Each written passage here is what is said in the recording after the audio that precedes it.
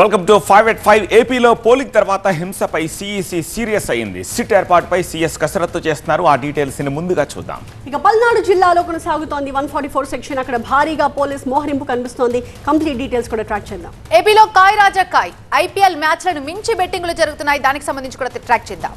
అకాల వర్షంతో అపార నష్టం, ధాన్యం కొనుగోళ్లపై రాష్ట్ర వ్యాప్తంగా రైతన్నలు నిరసనలు చేస్తున్నారు. ఆ వివరాలు కూడా చూద్దాం. రైట్, ఇక మరొక ఎక్స్క్లూజివ్ వార్త. Bhagyanagaram be alert. మరో 2 రోజులు భారీ వర్షాలుంటాయని వాతావరణ విభాగం హెచ్చరికలు జారీ చేసింది. దానికి సంబంధించి డీటెయిల్స్ చూద్దాం ఇవాళ 5 లో.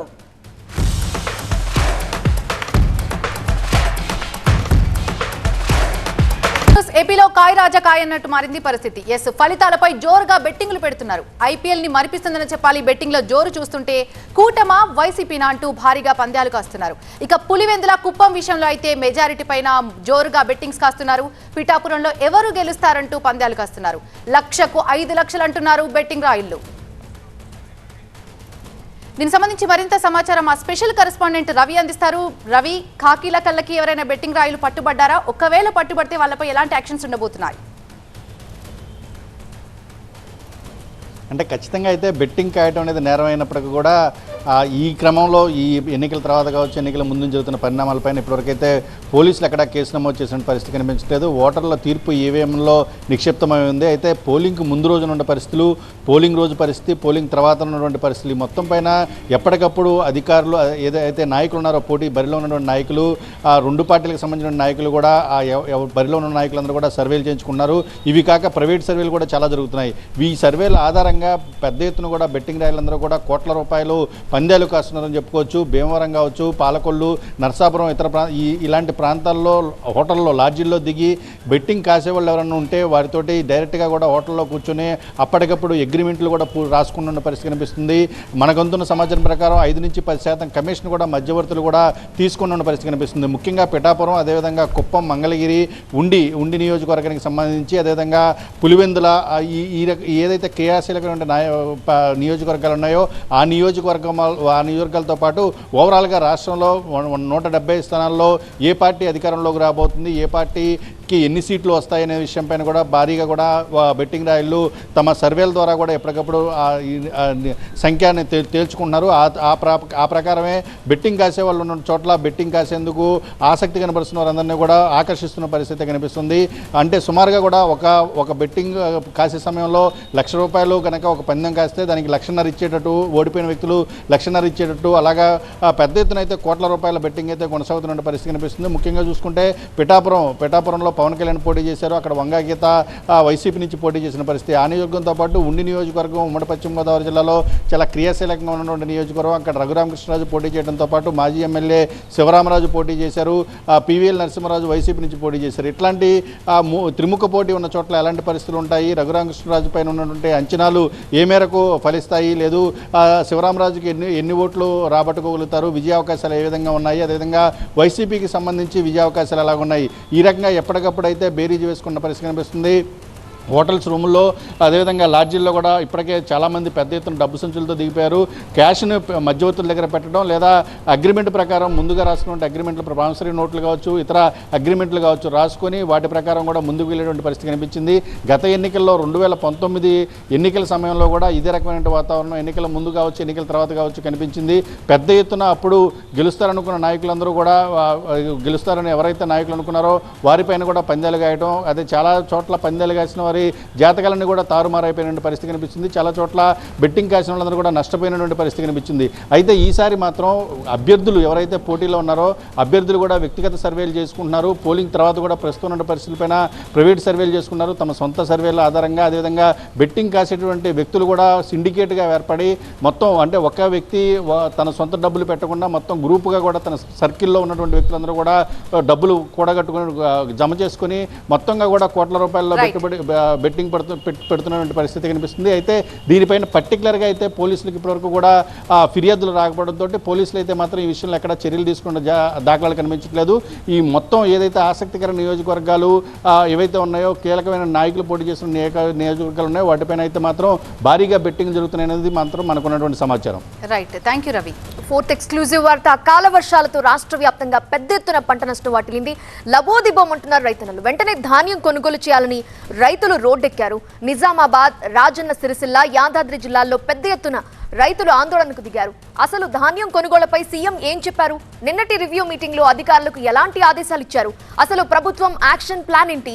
పూర్తి వివరాలు అందించడానికి మా సీనియర్ కరెస్పాండెంట్ ప్రభాకర్ లైవ్ లో జాయిన్ అయ్యారు. ప్రభాకర్, మరో 2 రోజులు భారీ వర్షాలుంటాయని వాతావరణ శాఖ చెప్తున్న నేపథ్యంలో సీఎం ఎలాంటి డైరెక్షన్స్ ఇచ్చారు?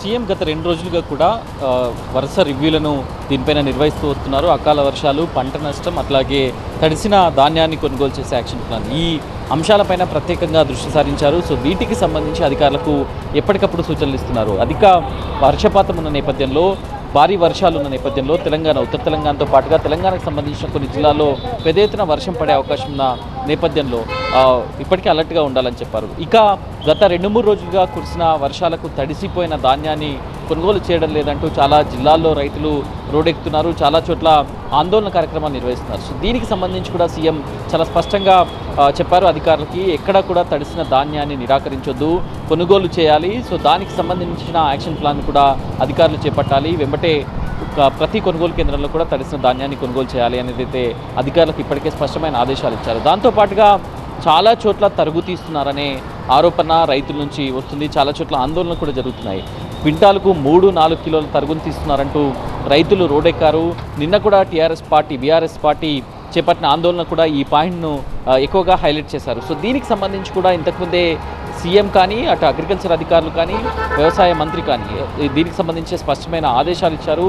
అటు సివిల్ సప్లై శాఖకు కూడా సీఎం ఇప్పటికే ఆదేశాలు ఇచ్చారు, ఇక్కడ కూడా తరుగు తీయకూడదు అని. దాంతోపాటుగా రైతులకు సంబంధించి ఏ అవసరం వచ్చినా మాట్లాడడానికి, రీచ్ అవ్వడానికి ఒక హెల్ప్ లైన్ నెంబర్ కూడా సిద్ధం చేస్తుంది రాష్ట్ర ప్రభుత్వం.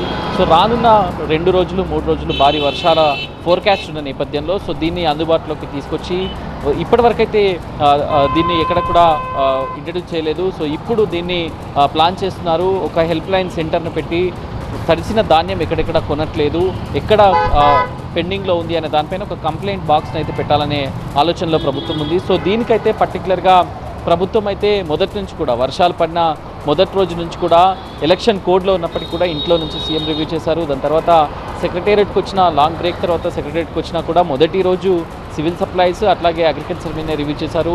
నిన్న కూడా వర్షాలు పడిన నేపథ్యంలో అటు జిహెచ్ఎంసీ పరిధిలో కానీ మిగతా జిల్లాలు, జిహెచ్ఎంసీ పరిధిలో అయితే ఎక్కడైతే డిస్టర్బెన్స్ ఉందో దాన్ని క్లియర్ చేయాలని ఆదేశిస్తున్నాయి. మిగతా జిల్లాల్లో తడిసిన ధాన్యాన్ని కానీ లేకపోతే రైతులకు సంబంధించిన ఇష్యూస్ పైన కూడా అడ్రస్ చేశారు. సో మొత్తం ఓవరాల్గా అయితే తడిసిన ధాన్యాన్ని కొనుగోలు చేయాలి, తరుగు తీసిన వారిపై చర్యలు చేపట్టాలి, మిల్లర్లు ధాన్యాన్ని తీసుకొని వెంటనే డంప్ చేసుకోవాలి అనే దానిపైన కూడా సీఎం స్పష్టమైన ఆదేశాలు ఇచ్చారు. Right Prabhakar, thank you. రైతన్నల కష్టాల గురించి తెలుసుకున్నాం. ఇక నగరజీవి అలర్ట్. నిన్న కురిసిన కుంభవృష్టి గురించి ముందుగా తెలియక చాలా మంది అల్లాడిపోయారు. అందుకే మళ్ళీ అలర్ట్ చేస్తున్నాం. హైదరాబాద్ కు మరోసారి రెయిన్ అలర్ట్ ఉంది. మరో 2 రోజులు భారీ వర్షాలు ఉంటాయని వాతావరణ శాఖ అధికారులు చెప్తున్నారు. ఉత్తర దక్షిణ ద్రోణి ప్రభావంతో వర్షాలు కురుస్తాయని వార్నింగ్ ఇస్తున్నారు. నిన్నటి వర్ష బీభత్సానికి ఇంకా తేరుకొని భాగ్యనగరం, ఇంకా వాన నీటిలోనే లోతట్టు ప్రాంతాలున్నాయి. పలు ప్రాంతాల్లో నిన్నటి నుంచి పవర్ కట్ ఇంకా అలాగే ఉంది. హైదరాబాద్ తో పాటు పలు జిల్లాలకు వాతావరణ శాఖ హెచ్చరికలు జారీ చేసింది. ముఖ్యంగా రంగారెడ్డి, కరీంనగర్, మెదక్, సంగారెడ్డి జిల్లాల్లోనూ వానలు పడతాయంటున్నారు వాతావరణ శాఖ అధికారులు. మా ప్రతినిధి విద్యాసాగర్ మరింత సమాచారం అందించడానికి లైవ్ లో సిద్ధంగా ఉన్నారు. ఓటీ విద్యాసాగర్. ఎస్, గ్రేటర్ వాసులకు మరో 2 రోజుల పాటు అలర్ట్. ఇది డెఫినెట్గా మరో 2 రోజుల పాటు వాతావరణ శాఖ ఇచ్చినటువంటి హెచ్చరికల నేపథ్యంలో భారీ వర్షాలు కురుస్తాయంటూ కూడా అధికారులు చెబుతున్నారు. ఈ నేపథ్యంలోనే నిన్న గురువారం కురిసినటువంటి వర్షానికే నగరం అతలాకుతలమైనటువంటి సిచ్యువేషన్ చూసాము. అకాల వర్షం కాస్త 10 సెంటీమీటర్లు దాటి కురవడంతో పెద్ద ఎత్తున నగరంలో లోతట్టు ప్రాంతాలన్నీ కూడా జలమయమైనటువంటి సిచ్యువేషన్ కనిపిస్తుంది. ముఖ్యంగా నగరంలో వాటర్ స్టాగ్నేట్ అయ్యేటువంటి మెయిన్ రోడ్ల మీదనే 250కి పైగా బ్లాక్ స్పాట్స్ ఉన్నాయి. అలాంటి ఒక బ్లాక్ స్పాట్ అయినటువంటి ఖైరతాబాద్ మెట్రో స్టేషన్ కింద ఉన్నాను నేను. ఇక్కడ ఉన్నటువంటి సిచ్యువేషన్ ఒకసారి చూడొచ్చు. నిన్న కురిసినటువంటి వర్షానికి ఇంకా కూడా బనాగణేష్ వైపు కావచ్చు, అదేవిధంగా అటువైపు ఉన్నటువంటి మార్గంలో ఇంకా కూడా రెయిన్ వాటర్ స్టాగ్నేట్ అయి ఉందంటే సిచ్యువేషన్ ఎలా ఉందో అర్థం చేసుకోవచ్చు. ఇలాంటి బ్లాక్ స్పాట్స్ మెయిన్ రోడ్ల మీదే 200కు పైగా ఉన్నాయంటే నగరంలో ట్రాఫిక్ చిక్కులు ఇక చెప్పనవసరం లేదు. ఇలాంటి చోట వాటర్ రావడంతో పెద్ద ఎత్తున వాహనదారులంతా కూడా బారులు తీరుతున్నటువంటి పరిస్థితి. ముఖ్యంగా ఈరోజు సాయంత్రం 6 గంటల తర్వాత కూడా మరొకసారి భారీ వర్షం కురిసే అవకాశం ఉందంటూ కూడా వెదర్ ఫోర్కాస్ట్ ఉన్నటువంటి నేపథ్యంలో ఇప్పటికే బల్దియా అధికారులు నగరవాసులకు ఒక అలర్ట్ జారీ చేశారు.